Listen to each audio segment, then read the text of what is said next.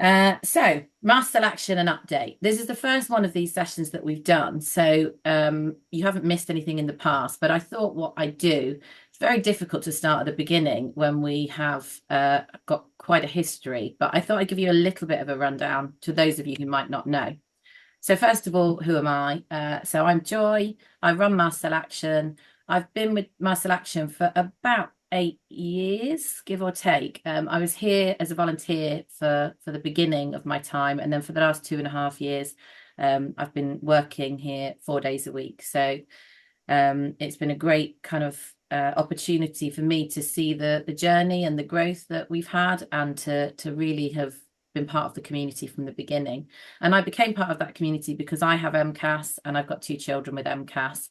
It started off with just my daughter, and then over time my son was diagnosed, and I was diagnosed a couple of years ago. So I really know how it feels to be on this journey and the difficulties that we can often face, and how tough it can be to get through a day sometimes. And I hope that that really helps me to try and guide us to make the right decisions so that we can be as helpful as we can to lots of you. And it's really important to me that we take your thoughts into account as well. So you'll always hear that at Mast Cell Action sessions, but please do tell us. We genuinely want to hear if you think something was brilliant, if you think something wasn't so great, or if you've got a brilliant idea of something that you'd like to see happening. So the history of Mast Cell Action is the first thing we're going to cover. It's very brief, don't worry. I'm not going to do 8 years in one go. Our team, so you'll know quite a few of us, but not all of us. So I thought that would be a nice thing to cover. What we've been working on recently, plans for the coming months, how you guys can get involved, and then maybe share some feedback, and then have your questions and any suggestions, which hopefully you guys have come prepared with. We did put out a call out for questions before, and nobody submitted any. So that could be a really quiet part if we get to the end of the session and nobody's got any questions. So we'll see how we go as we get to the end. If you have got any comments, questions, thoughts, pop them in the chat.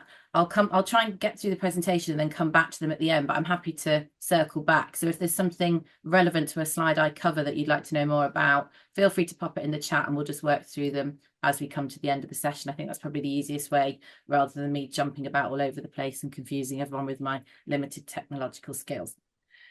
So Mast Cell Action was formed in December 2015. We really started right at the beginning of 2016, and by early 2016 we're going to medical conferences and trying to speak to doctors and tell them how important it was that they listened to us and how little support there was for people like us. Originally there were 3 trustees, Gwen, Chris and Jenny, and all of them had MCAS or cared for somebody with MCAS, and they just wanted to make life better for people. They wanted to help families. They wanted to help doctors and researchers and make advancements so that people with MCAS weren't alone and isolated and kind of fighting this battle on their own. So we're currently the only UK charity that are dedicated to supporting people with MCAS. And most of us as volunteers, the trustees, and even the staff team have MCAS or live with care for somebody who's living with MCAS. So there's currently, some of my pictures have got a bit squished. So sorry about the squeezed faces if you're one of them. I know a couple of you might be here.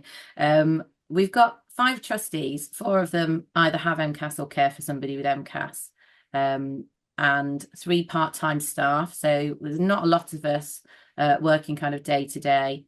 2 of us work 4 days a week and the other works 3 days a week, and 2 of us have MCAS.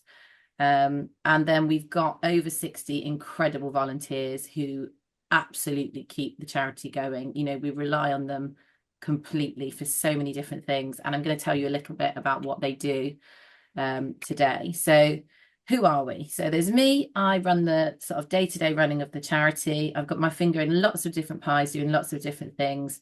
Generally, it's me overseeing any sort of medical advancements or research work, and heading up the medical engagement team, but also overseeing the community support work and just making sure we're doing the things that you guys want to see us doing and are meeting the needs of our community. And then Charisse is our community engagement coordinator. You'll have met her if you've been to some of our virtual sessions. She's fabulous. She's been with us about a year.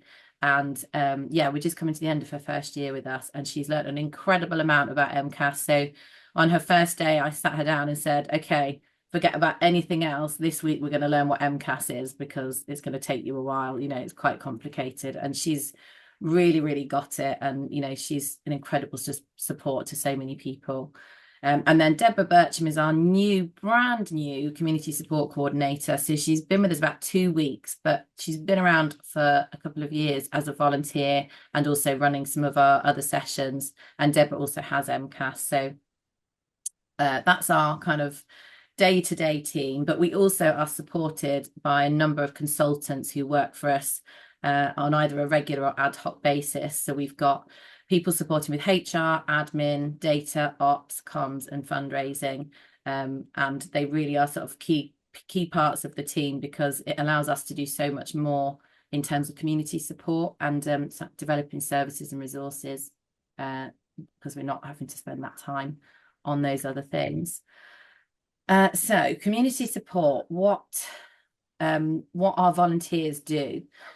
So we've got social media volunteers who help with all the comms. So any scheduling that comes out on the comms channel, sort of Instagram, Twitter, the graphics are all created by volunteers. We've got a couple of volunteers who do those, and the scheduling is all done by volunteers as well. And then our virtual events, we've got an incredible team who work on our virtual events, from doing the tech support to make sure that, you know, hopefully nothing goes wrong with Zoom, sending out emails beforehand, and just helping with the sort of general planning of events and getting them posted and shared. Resources, so we've got a fabulous team who we go to when we're having, you know, ideas for new resources and we want people to work on.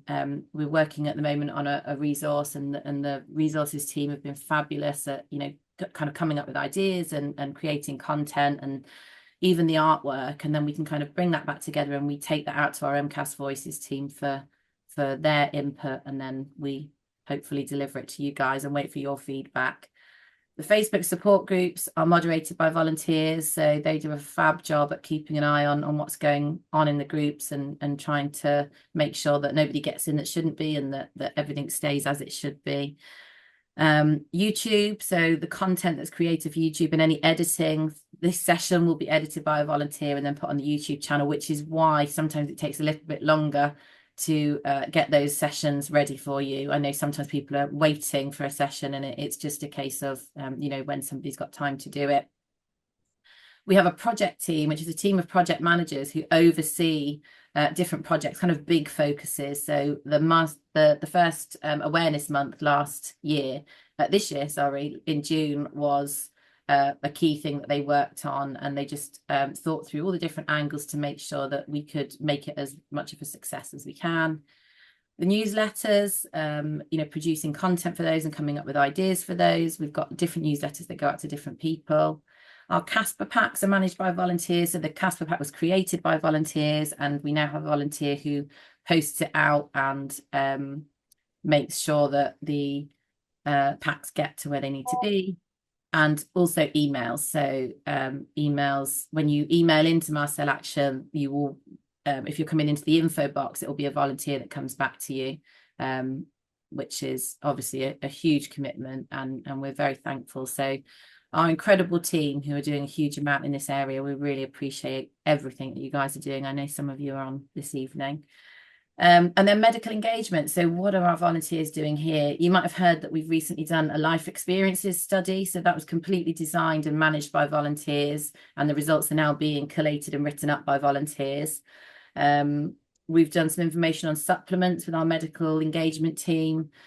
We've got a new bibliographer manager coming in who's going to update all of the research about MCAS, which is really helpful for doctors who are interested, and obviously some of us who like to read those medical papers and see the latest research. Website updates are often done by volunteers. And then we have our dietetic and medical advisory boards that are both volunteer boards that, you know, commit their time to helping with various projects. The testing leaflets were created by our medical engagement team. And then we've got resources and newsletters as well that are put together by this team. And then the running of the charity. So this is really important. There's a lot that goes on, like a business, I guess, behind the scenes that enables us to do what we can do. And everything, you know, the data that we have to sort of manage and make sure that we're doing everything properly. And and to the best of our abilities, collating information, project management, as I mentioned earlier, admin functions, and accounts and budgeting. And then obviously our trustees are volunteers as well, and they give up their time to kind of steer and govern and make sure that we're doing everything properly and as best that we can for our community. So it's quite difficult to think about what we've been working on. And I guess I tried to break it down into categories so that it was a bit easier. So it loosely falls into resources, healthcare professionals, community and peer support and services, and raising awareness. And I think there's probably things that sort of skirt around the edges there, and there's things that cross over. But actually, when we look at what we've done in the recent months, so you might have seen some of these resources appear on the website. If not, please do go on and take a look. They're free to download. You know, we'd love to hear your feedback. If there's things that are not on there that would be helpful, let us know. If there's things that you know, you found really helpful, again, please let us know. It's really important for us that we hear your thoughts. So the reasonable adjustments in the workplace resource, which we put together, was done with loads of HR expertise. And we also did a webinar at the same time. So there's a webinar on YouTube, which had a Q&A, which hopefully helped people to sort of understand their rights and to ask for reasonable adjustments and have policies put into place to enable them to work safely. And again, our supporting safe learning. So we've got 2 packs, one for younger children in primary education and the other for secondary education, which was launched later this year. And packs for teachers to help them understand the needs of children and young people, and even kind of lesson planning techniques and things that can be done to try and make it safer for children with MCAS to be in a school environment.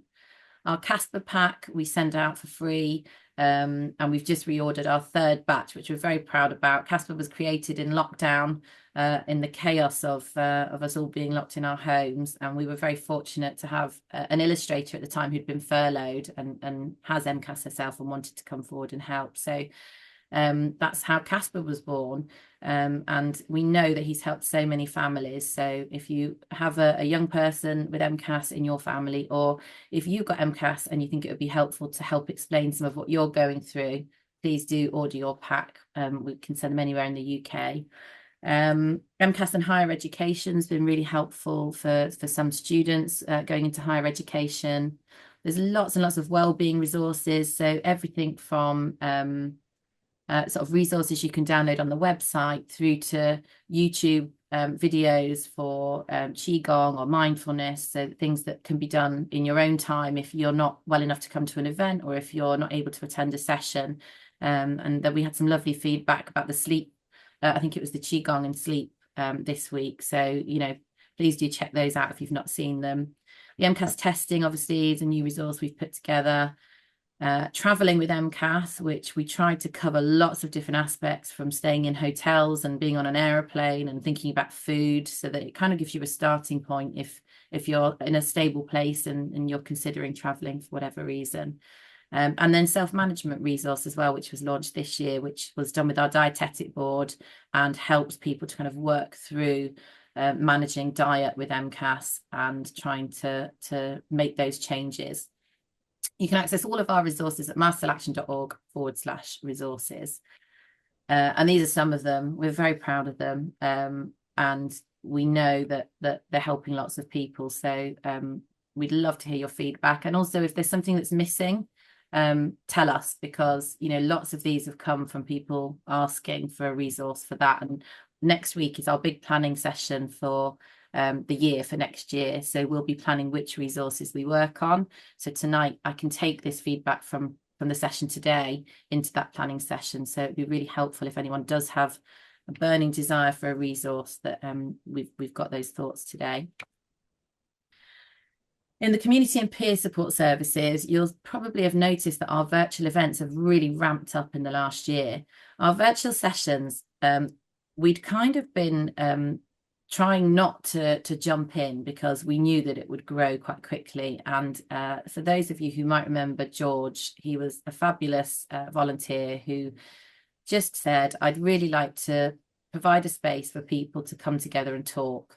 And so we got together and we created the Thursday session. And from that, other sessions grew. So people were, you know, really keen to run a creative session, or, you know, there's lots of other sessions that have sort of evolved, a parent and carer session. And the beauty of it is that it's all grown from what you guys need and the things that are really helpful to people in the community. So if there's other sessions that you'd love to see, let us know.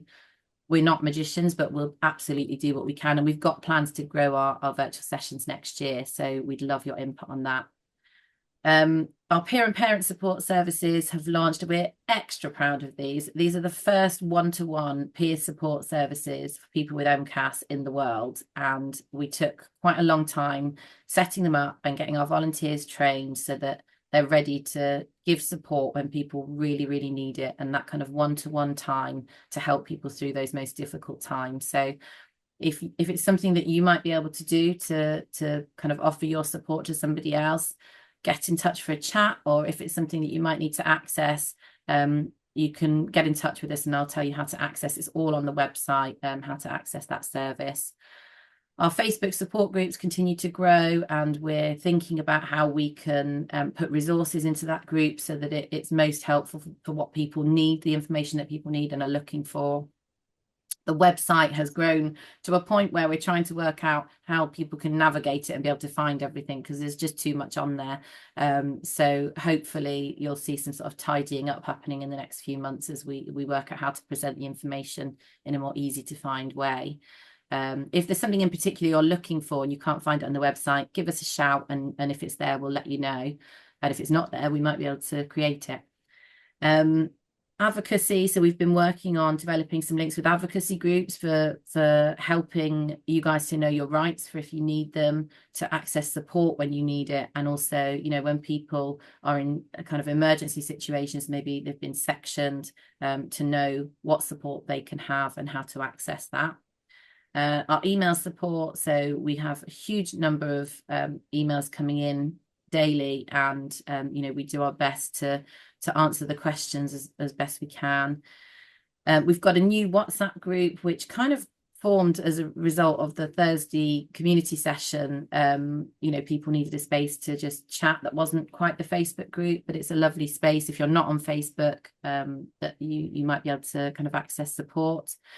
And then our Young Voices session. So again, that is the first time that a group has been provided for children and young people with MCAS to come together and just meet, really. So at the moment, that session is in very early days, and they're meeting monthly, and they just come together in a safe place and talk about things that might be difficult or things that they'd like help with. And we hope with time that will evolve into them, you know, kind of telling us what they need, and maybe even residentials for young people in the future, which would be a minefield. I realise you don't need to tell me how we would organise that. I do not know, but we'll cross that bridge nearer the time.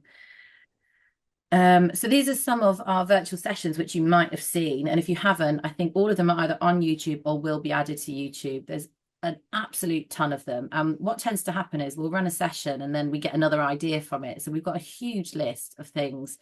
We always ask people for feedback. So in those surveys at the end of a session, people will make suggestions, and then we kind of get planning and create the next session. So I won't read them all to you, but you can access these on the YouTube channel, or if not, they are coming out soon. They may be in the editing stage. So youtube.com/@Mast Cell Action. If you want to follow us on there. We post once or twice a week with all sorts of things. It's kind of growing, so you'll start to see more content coming in the coming months.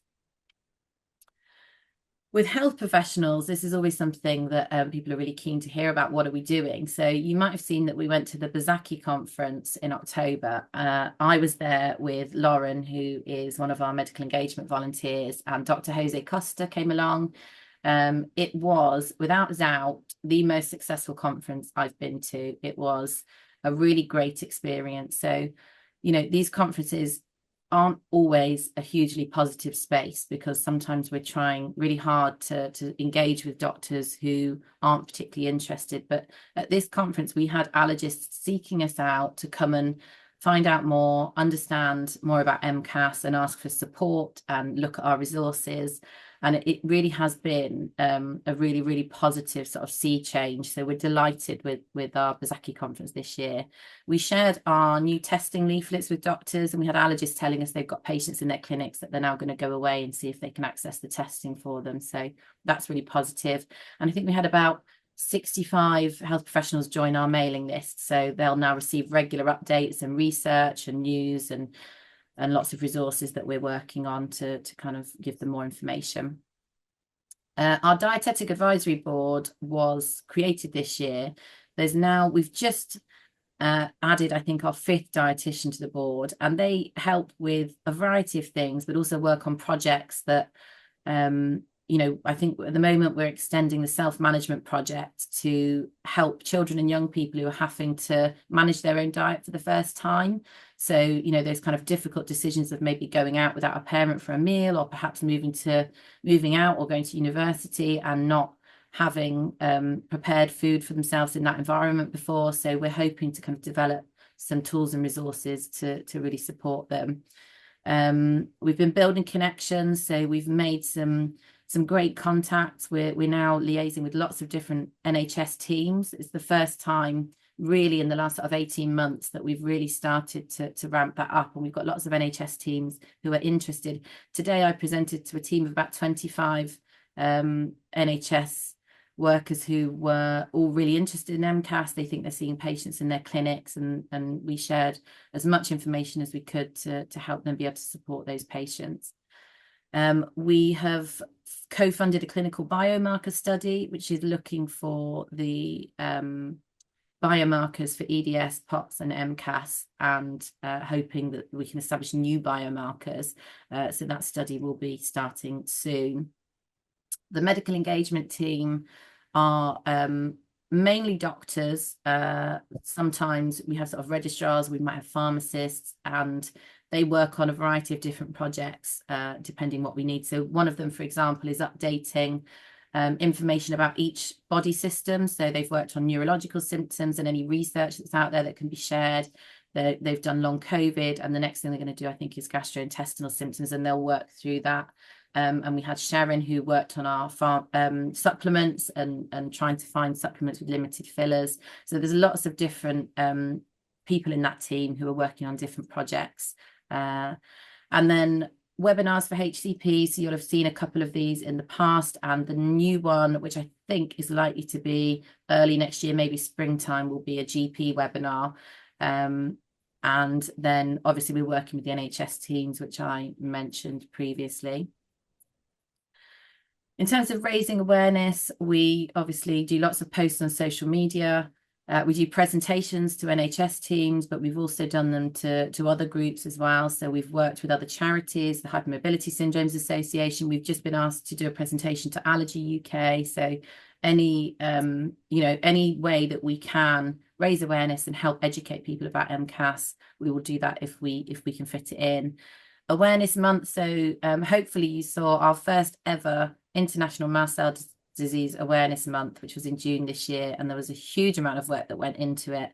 But we were delighted with the response that so many people were interested in, kind of sharing their stories and helping raise awareness. We've been developing our stories, so building those out to help people be able to read what's going on with others so they don't feel quite as alone, and also help demonstrate the difficulties that we commonly face to doctors. We've been working on MCAS in the news, so you've probably seen a couple of kind of news articles or things in the paper, and we will support where we can. If there's a journalist looking to try and place a story or raise awareness, we'll try and connect them with somebody in the community who can help and help get the word out there a little bit. And we have joined the Overlapping Illnesses Alliance. So this is an alliance of charities that support people with overlapping illnesses. And the idea is that we will work together on projects which affect members of our community. So it's still very, very early days, but we hope that there'll be some really positive things coming from that relationship. So what's coming up in the future? Let me just take a big gulp of my tea and then I'll start that. So in the coming months, the resources that we're very close to delivering a support guide for loved ones. And this will be kind of an information pack, I suppose, for those of you caring for somebody else with MCAS, to just help you to understand what might be helpful for the person living with MCAS, and also those reminders to care for yourself as well.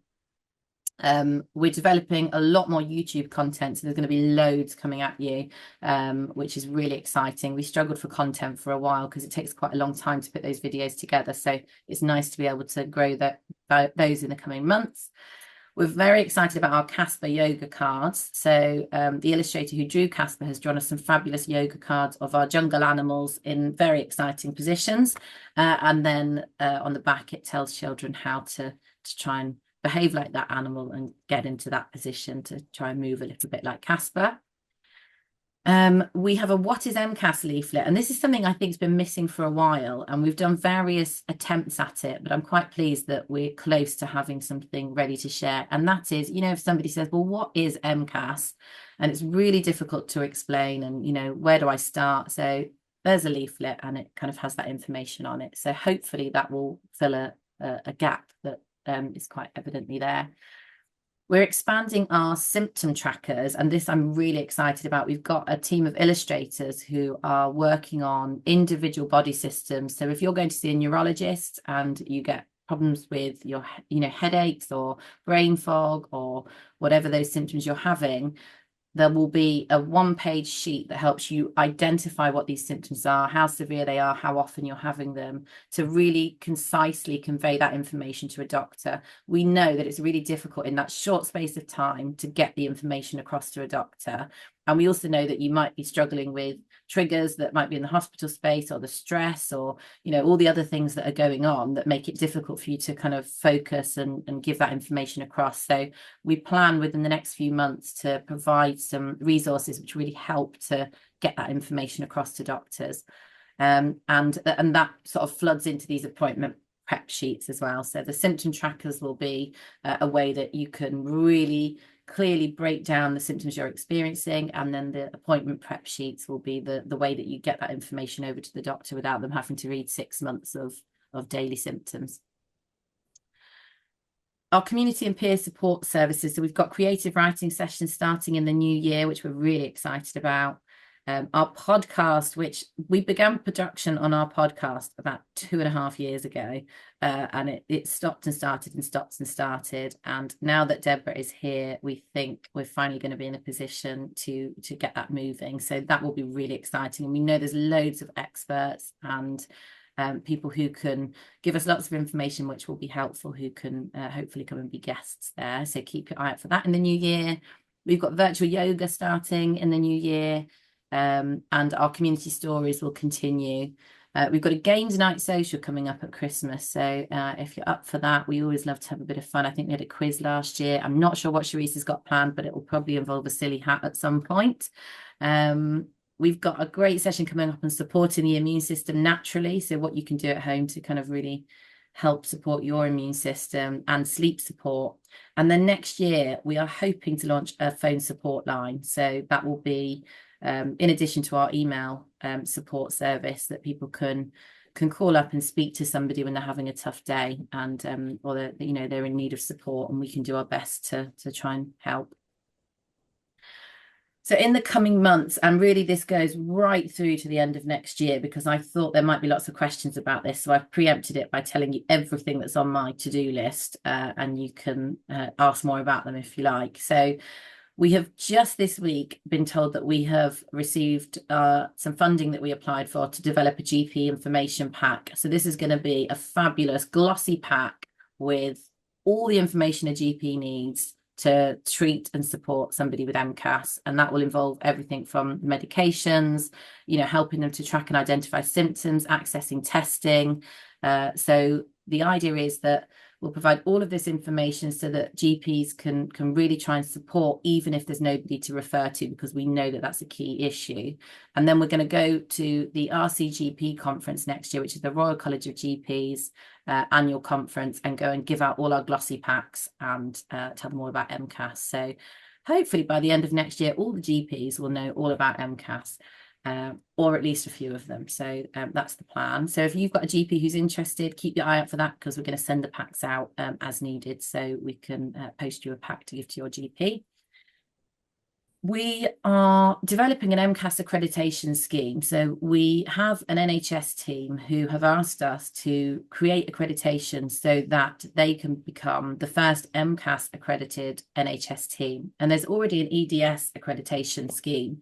And the idea is that they go through a series of training modules so that they really understand what it's like to live with MCAS, what the sort of treatment is. So not just the information and the research about MCAS and treating patients, but also how to support people with MCAS and what else they might be going through. And then once they graduate from that, we will see them come into we'll be launching an MDT, which is a multidisciplinary team. So when we were at the Bazaki conference, it became really obvious to us that lots of doctors who were interested in supporting people with MCAS or would consider it are quite nervous, because we can be quite delicate, and sometimes it might be easy to make a mistake and make us quite unwell. And there's very limited methods at the moment for these doctors with expertise to come together. And so we will be hopefully launching a multidisciplinary team where these doctors can come together and share knowledge and learnings and talk about people that they're treating and try and find sort of treatment pathways to support them. We are hopefully going to grow our boards next year, so our dietetic board and our medical advisory board that can continue to support our work in those areas. We hope to do a dietetic study next year with our dietetic board to understand more about the diets that work for people with MCAS, the difficulties that people have, and the experiences that people have had, to see if there's any commonalities that we're missing at the moment. We've got 3 medical conferences next year. So we're going to the annual Paediatricians Conference, the Royal College of GPs, and we're going to go back to the Allergy and Immunology Conference because we had such a great response there this year. So we'll be spending lots of time planning for those and getting resources ready and going and telling them all about MCAS and all the great things that we can provide to help support people in their clinics. We want to launch some dietetic information for dietitians. So there's dietitians who are getting in touch with us who are supporting people with MCAS but of limited experience. So we'd like to create some information for them to enable them to more easily support people. And we'd like to expand our bibliography and the information on our website. And then in terms of raising awareness, we have a fabulous spoon theory animation underway, which is being done by a team of volunteers, and will create a sort of visual guide. It's using Casper as to how the spoon theory works and that sort of level of fatigue that we might experience, to help us explain it to others, because sometimes it can be quite tough to explain why we're so tired, having just got out of bed or having we've had a shower and made a cup of tea and then we need to lay down. And so the idea is that this animation will help people to understand more. We're planning to work with Allergy UK, so they are having lots of people who get in touch to ask about MCAS or have symptoms that they think could be MCAS. And so we're planning to do some work with them to try and reach those people and help them. We're going to make our awareness month bigger and better. So that will be in June again. It was launched this year and we'd like to go even bigger this year. We'd like to continue to expand our stories and build on those. And then we'll be launching a new social media campaign called MCAS Is. And the idea is here that we'll pick out the things that are common throughout the journey with MCAS, and often the sort of difficulties that we might face or the bravery we might have to find to kind of help other people understand those elements of living with MCAS, and also bring us together as a community. How can you guys get involved? So there's loads and loads of ways. We are we're a small charity, but we absolutely rely on our community and our volunteers, and you guys are in a great place to help us in whatever way that might be. So our MCAS Voices group have, when we are doing when we're creating a resource, or when we're trying to make a decision about what we should focus on, we'll go out to that group and ask their opinions, and they'll help to steer our work. And the Young Voices group will do the same for our work for young people. You can volunteer. As I said, we rely hugely on volunteers. We never turn a volunteer away. We're always delighted to have you. If you can give an hour a week or an hour a month or 10 hours a month or whatever that is, you know, if there's an idea that you've got that you'd like to come to us and say, you know, could I maybe help with this, or just to find out where we need people, we always love to hear from you if that's something you could help with. We also know that people aren't always well with MCAS, so don't worry if you kind of experience flares and you might be able to help sometimes. We'd still love to hear from you, and we'd love to have your support if you've got any to give. You can donate. So obviously we rely on donations as a charity to keep the lights on and make sure that all these fabulous things happen. So if you can, when you're coming to our sessions or downloading resources or, you know, whatever it is, then you can donate some money. It's very, very much appreciated, and all of it goes to helping people with MCAS. You can become a friend. So if you become a friend, you'll receive regular updates from us, and you will then hear about all the fabulous things we're doing and any ways to get involved. You can follow us on social media. That's another way to see what we're up to and what's going to be coming your way. Give us feedback, because we love to hear from you. We really do. Feedback's a gift. And if it's good, bad, whatever it is, please do tell us what you're thinking, because it's only with your input that we can continue to make sure that we're getting everything right as much as we can. We run community surveys occasionally. Sometimes they're lengthy. We know it's boring, and we don't like filling in surveys either, but if you can spare those 5 or 10 minutes and just give us your thoughts, we really do read every single response, and we try and build that into our planning. So the community feedback that we received this year, we'll be taking into our planning next week to try and make those decisions based around what you're telling us is important to you. So if you want to have your say, please make sure you do that. Stay in touch, email us, tell us what's going on with you, tell us what you're struggling with or what you need help with, tell us what you like and what you don't like. And also share your story, because that helps us to demonstrate to doctors you know, the difficulties that we might be facing and the problems that we're having. And also it helps other people to feel less alone, because, you know, we're facing similar things sometimes. If you want to get involved in any of these ways and you're not sure how to do it, you can send us an email. There's a mastcellaction.org/get involved, but you can also email us. Our email's info@mastcellaction.org. I'll pop it in the chat in a mo. I've kind of covered, I think, most things on here, so I probably won't go through it again. And then I think, this was just some feedback that I wanted to share with you guys in case you haven't been along to any of our sessions, because we've had such great responses. So if you're teetering and you're considering it, you know, these are so great for us to read and know that we're really helping people and making a difference. So if you're considering any of these sessions, please do just jump in. You are welcome to come with your camera off, with your mic off. You don't have to talk to anyone. If you're in bed, if you're having a really bad day and you're, you know, 0 spoons left, nobody will mind. We are here for you, and we want to see you, or not see you, but have you come along if it will help you. So please do come along and try out some of the sessions that are here, and tell us what you think.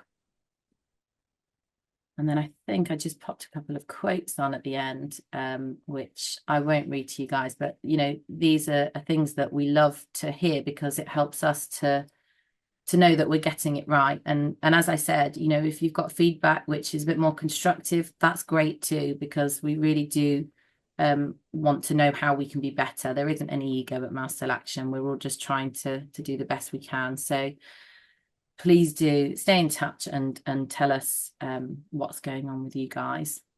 And then we come to questions, and I know there's a few in the chat, so let me just pull that up. Okay, fab. No call out for suggestions. I think this is the problem with social media, that they don't always get you know, you won't always see every post. I think it's to do with algorithms. So we do try and post a couple of times, but sadly you won't always see them. Next time we do one of these sessions, feel free to shout if you've got questions beforehand. To be honest, it's kind of the same being able to put them today anyway. So question, do you meet with and work with other chronic illness charities, especially those for ME, POTS, EDS and long COVID, given the patient overlap, in order to jointly campaign and getting more awareness, research funding and NHS treatment for those types of underfunded and ignored chronic illnesses? So the Overlapping Illnesses Alliance that we've joined is an amalgamation of charities that support those conditions and some other conditions as well. And the idea is that we will jointly campaign. It takes a little while. Obviously, we're all very busy. We're all very small. Some of the charities are completely volunteer led. So, they're relying on people kind of doing things in their spare time. So we can't always move things as quickly as we'd like, but we absolutely do. We're always up for working with other charities. So, if there's an opportunity to work with another charity, we feel that if we're supporting the same people, it's silly for us both to do the same work without uniting and doing that together. So we will work with them whenever we can. What's a Casper pack? Oh, great question. Okay, this is a Casper pack. So for those of you who don't know, this is Casper.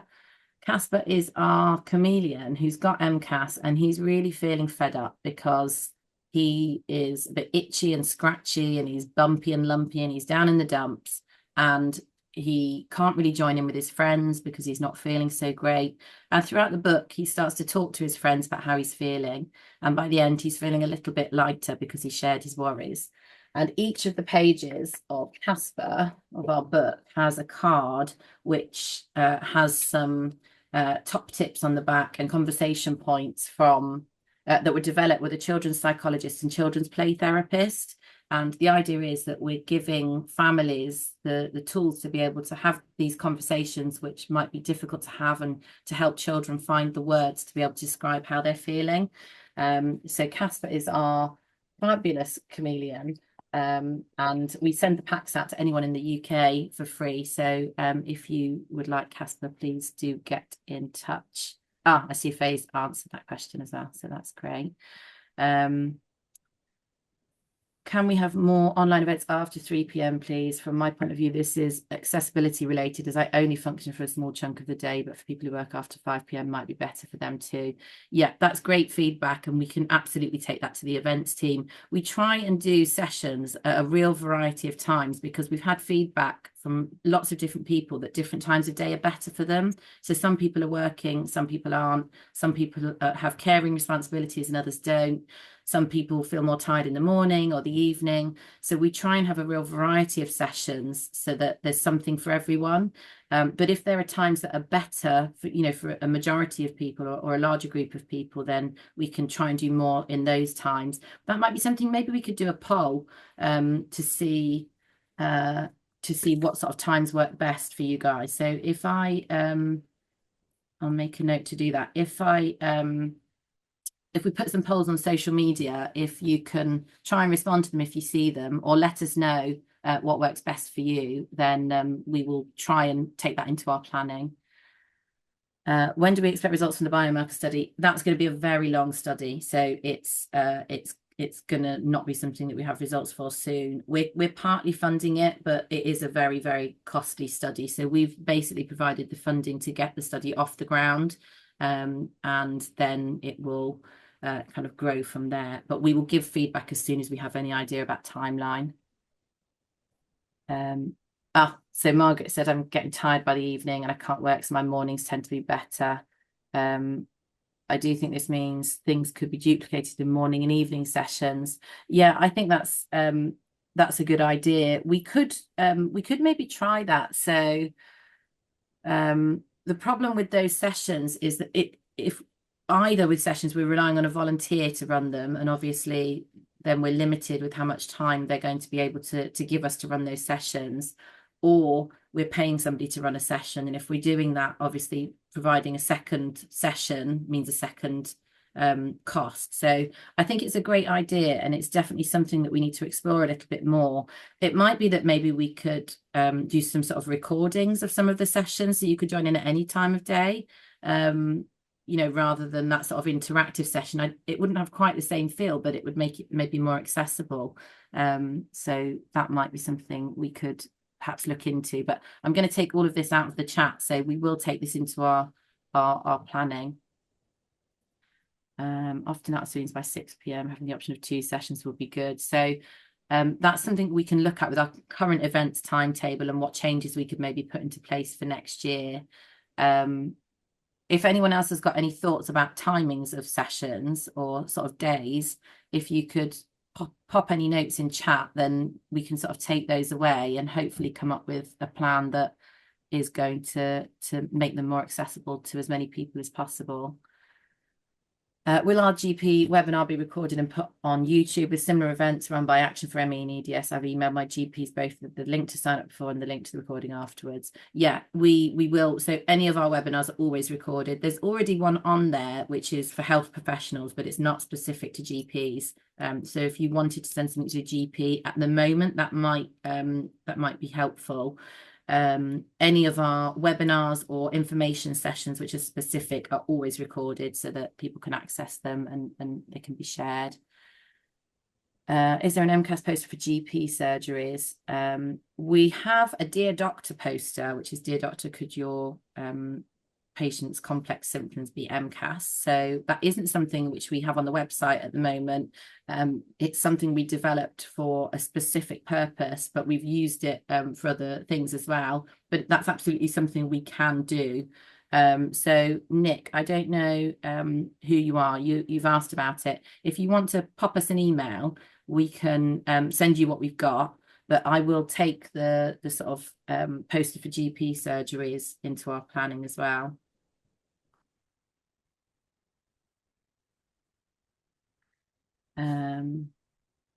Thank you, Jenny. Yes, the GP pack, we were so excited. We've waited a long time to find out if we got the funding for this. So to know that it's been approved is really, really great. And we think it's long overdue, and we think it's going to make a big difference to lots of people. So hopefully that will be a big success.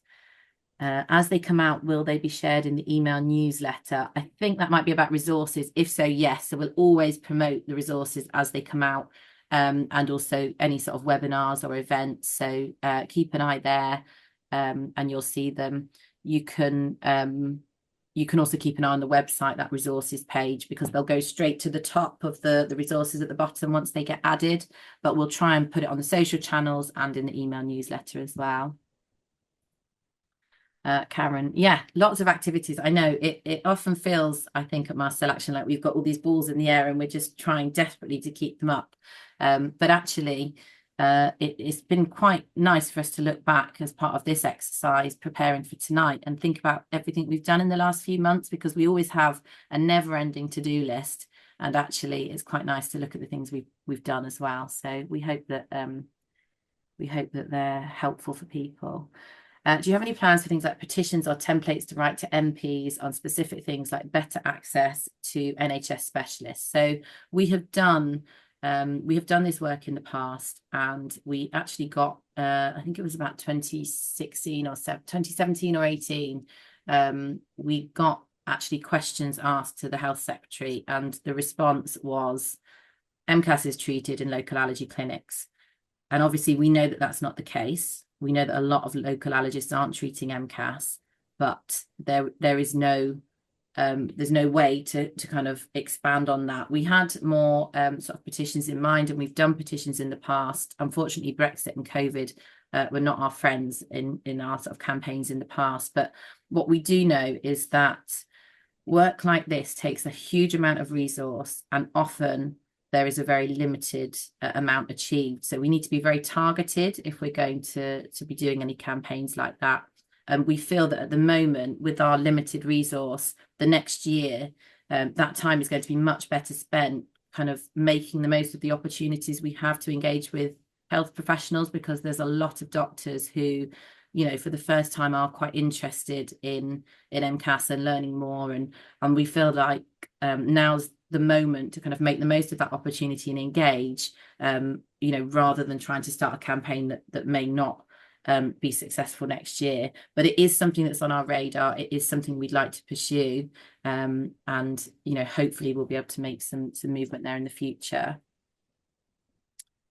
A couple of times I've commented on your social media posts with feedback on things, but my feedback comments have been totally ignored. I'm really sorry about that. So our social media in the past has been entirely managed by volunteers, and that means that if a volunteer is unwell or on holiday, we just don't have the capacity to respond to every post. But we've been really aware that it's something that, you know, we don't want to happen. We want to be engaging with you guys, especially if we're asking you a question.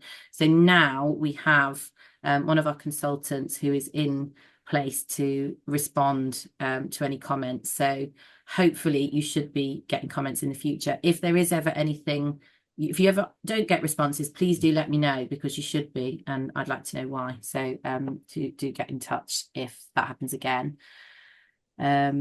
Feedback, great to hear everything that you're doing and planning to do. It all sounds brilliant. Fab. That's great to hear. Thank you. Do you have a web link for the Overlapping Illnesses Alliance? Google isn't throwing anything up, and this is the first I've heard of it. That is because it is brand new and in its very, very early stages. There's no website, there's no information online. It currently is a group of us as charities starting to think about how we can work together. So there will be more information in the future, but I think it'll take a little while. We'll update you when we can with anything that comes from those sessions. A resource idea: moving house from experiences caused me a lot of worry due to my MCAS, new environment, lots of disruption, new appliances and furniture. In the Facebook support group, we often talk about things like furniture off-gassing, carpets, washing machines, mould surveys. There's also registering with new GPs and best way to get prescriptions continued. A bit like the travelling with MCAS resource, it could be a few things to bear in mind, top tips, checklists. That's an absolutely great suggestion, and it's not on our list. So we have a project list that's longer than your arm of all the things we want to do, and it just grows and grows and grows, and then when we can, we take something off it and make it into reality. So that isn't something that is on our list, so it's great to have a new suggestion, and I can already see it, how much it would be helpful. So thank you for sharing. That's a really great idea. Margaret, perhaps because I'm dealing with an elderly parent in a care home at the moment, being in that situation myself in the future is something I find terrifying on a dietary and medication front. My idea springing from that is an information pack for people who can't advocate for themselves, suitable for hospital and care situations. Yeah, that's a great idea. And I think it's something that we'd really like to do with the advocacy partners that we're working with. So our plan this year is to try, and we've just got some very, very tentative links with advocacy groups, and we'd like to run some sessions on how to advocate for yourself, what are your rights. And I think from that, it would be a really nice thing to move into creating a pack.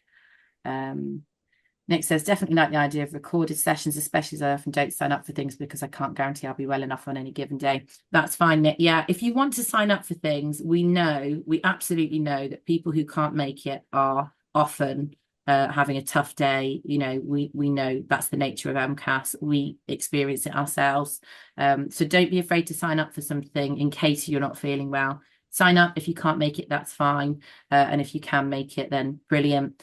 So I think we have got some of our movement to music sessions and Pilates sessions that are being recorded in very small sort of 5-minute blocks. But actually, I think it would be great if we did some longer sessions, maybe some sort of 15 to 20-minute sessions that people could access whenever they wanted. And we can sort of build that with different things as well. So that's helpful. Margaret, I came across something called stocked food recently, and it occurred to me that they could do MCAS appropriate foods. I suspect there would be a market for low histamine options. I've not heard of stocked foods, so that's something we can look into. Is it sort of can you give me any more info about it, Margaret?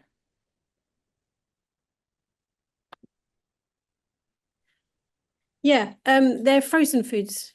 Sorry, my husband's in the background making some food, but they are frozen foods people, and they do it in kind of these blocks. And I thought that actually they could do specific foods in blocks so that you had things frozen that you could buy rather than having to batch cook for yourself if you're too tired. And they seem to be up and coming, and I think they were on Dragon's Den or something like that, and they got a huge amount of support. I did actually, off the back of that, briefly get in touch via customer services and say to them, have they ever thought about low histamine foods? So someone somewhere in there has actually heard of them. And so it might be something they would consider. I could see that working on the basis of you pick up a bunch of, I don't know, it's sweet potato or something, just a frozen block of it that you can just put in a pan and heat up. Just struck me you could then make your own mixes of foods rather than having everything done so that it's sort of one pre-made, pre-formulated thing with lots of ingredients. Yeah. No idea whether it worked, but it just struck me that it might. Yeah, that's a great idea. Um, just writing all of that down. That's definitely something that we can see if we can kind of get in touch with them next year, and see if there's any opportunity. I think the dietetic board would be really interested in that as well, because it's really hard when you're struggling with fatigue or you've got headaches or you're feeling really unwell to try and cook for yourself, especially if you're trying to sort of feed yourself to recover and come out of the flare. So that's a really great suggestion. Thank you. Gemma Banham, having an annual call for small research grants might help build clinics. Vasculitis UK do this, though clearly researched on a different scale. Vasculitis MDT is a model to strive for. Getting studies out with UK experience is key. Funding for the clinics is difficult. GP toolkit is sorry, my words are starting to stick together. The GP toolkit is a great idea. Yeah, research grants is something that we've not started to kind of move into yet, but I think that's something we'll be looking at next year. We have been a very, very small charity, and we've had a lot of growth in the last year, and it's allowed us to be in a slightly different place in terms of accessing funding. So we're hoping that a lot of what we've done this year is going to help us to develop a kind of funding avenues next year. So that's a great idea. Definitely something. I'll look into the vasculitis MDT model. We've been told a lot by some NHS teams about the EDS model, so we've got some aspirational things to look into. Anisha says, thank you so much for everything you're doing. I'm seriously impressed with how much you will do. I feel really encouraged that we'll hopefully start seeing progress in awareness and understanding amongst the medical community. So thank you. Thank you. I do feel really, really positive.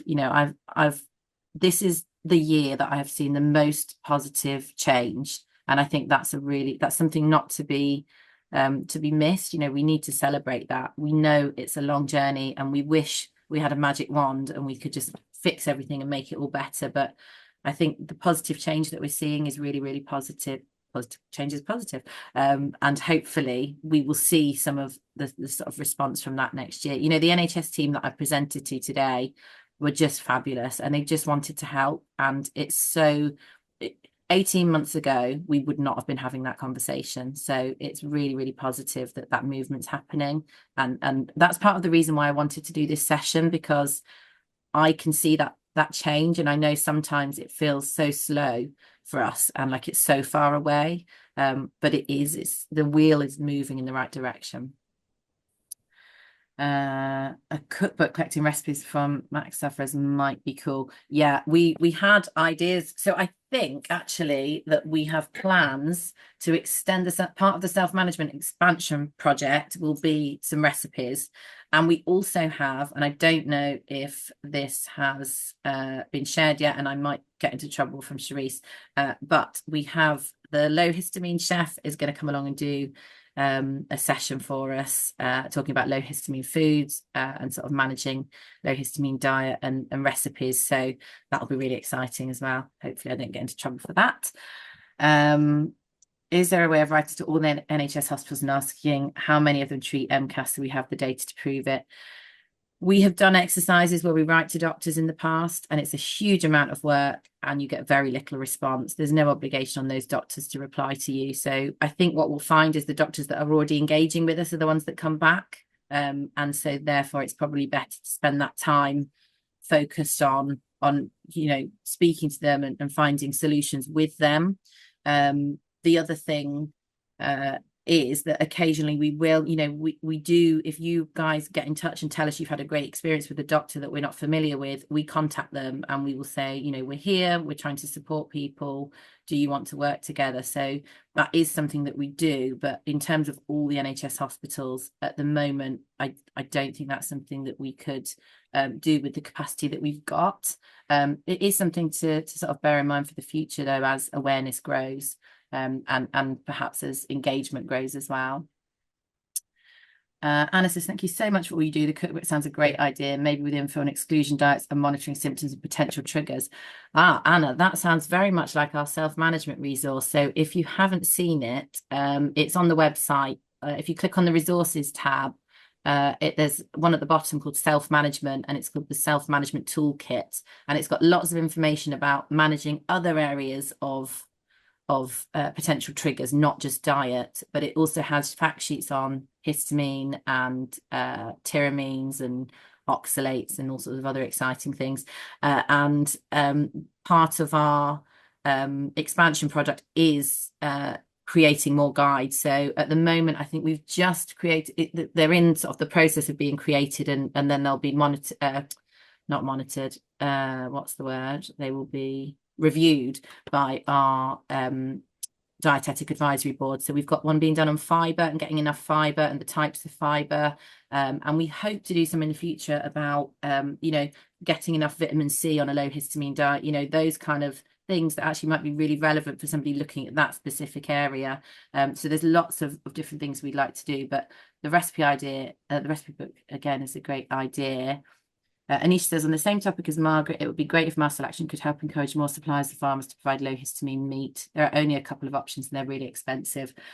This is something we've done a little bit of in the past. And I think there is a real opportunity there to have some conversations and to sort of help people access low histamine meat. Perhaps that's something we could look at creating a volunteer team to work on next year. Because I think it would be actually quite a nice project to work on. So yeah, that's a great suggestion. Let's take that into our planning and see if we can do anything there. Well done for what you've done and for this information session. Thank you. Is the way of writing to the NHS hospitals? Okay, I think we've covered that one. This was based on the fact that Action for ME. Oh, hold on. So, is there a way of writing to all the NHS hospitals and asking how many of them treat MCAS so we have the data to prove it? This was based on the fact that Action for ME managed to get a stat that showed 80% of the NHS services hadn't fully implemented the new guidelines for ME yet. So maybe ask them how they got that info. There are no, there's no nice guidelines for MCAS at the moment. So, and a lot of doctors still currently aren't even aware of it. We met allergists at the Bazaki who'd never heard of MCAS. So we're a little bit behind ME in that way, which is why I think maybe that might be something for the future. But we are really open to engaging with doctors and hospitals and NHS teams, and we will work with them wherever we can, and hopefully have some sort of continue to have the positive responses we've seen this year throughout the coming years. I tend to go to the Facebook group as opposed to the website, which makes me think about points of access to resources and cross-advertising them. That's a great point, actually. We find it really difficult because if we post too much about things, people say, you're posting all the time about events and we don't want to hear about them. So then we post less and then they say, you didn't tell us about these events. So it's really, really difficult to get the balance right. So if anyone has any ideas about how we can do that in a way that, you want to receive that information, we'd love to hear it. Even if, if there's nothing that comes to mind today, if you think of something, wake up in the middle of the night or whatever with an idea, let me know, as long as it's not a weird dream and you're going to ask me to dress as Superman and skydive or something. But yeah, we're really open to, we want to try and get that right. The level of communication we know is really difficult to get right. And we had feedback that our newsletters were really long before because they sort of grow and we had so much to tell you about. So we decided to do them more often. So now they're coming weekly and we've had more positive feedback that, they're a bit more bite-sized.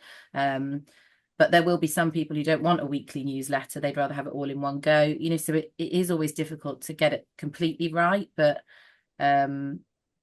maybe check when you do the monthly rules. Yeah, that's a great suggestion. Maybe because we do have, I think it gets the events, I think, get posted into the group in a sort of timetable of what's coming up next year. So maybe we should do one with resources and what's coming or what's new. That's a really simple way. Resources post Facebook. I've made myself some weird notes, so I might not know what they mean, but it's okay. I've got the notes in the chat. So yeah, that's a great suggestion. And again, if anyone thinks of, other ways that can help, I'm just gonna stop sharing.